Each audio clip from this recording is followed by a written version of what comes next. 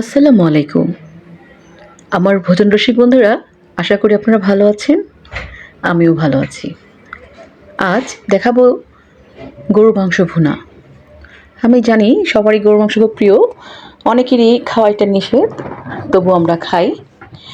স্বাদের দিক দিয়ে গরুর মাংস সবচেয়ে বেস্ট আমি বলব। তো খুব মজার করে গরুর মাংস কীভাবে রান্না করতে হয় আমরা সবাই জানি। আজকে আমার এই রেসিপিটা আমি চেষ্টা করেছি রং এবং স্বাদের দিক দিয়ে খুব মজা করে একটি রান্না। তো আপনারা অবশ্যই ভালো লাগবে, রান্না করবেন আমার এই রেসিপি দেখে।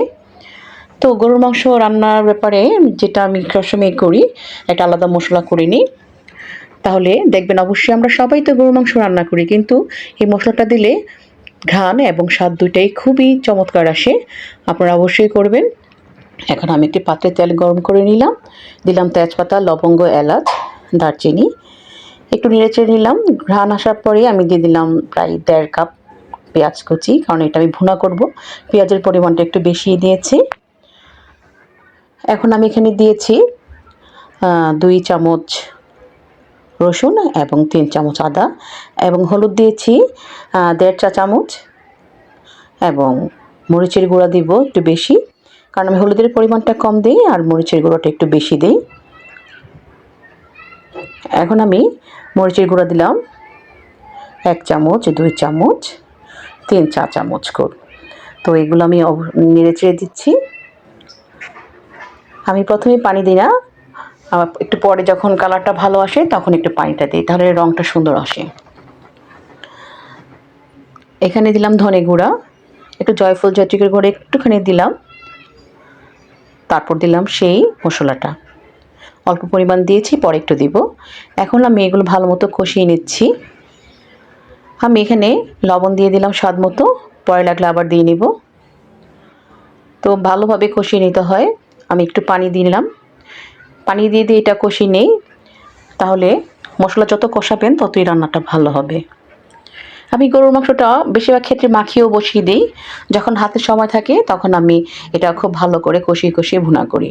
এটা খেতে অসাধারণ হয়, খুব ভালো লাগে। যেই খেয়েছে সে চমৎকার বলেছে এবং আমার রান্নার ফ্যান হয়ে গেছে। আশা করি আপনাদেরও ফ্যান হবে যদি আপনারা এইভাবে রান্নাটা তৈরি করেন।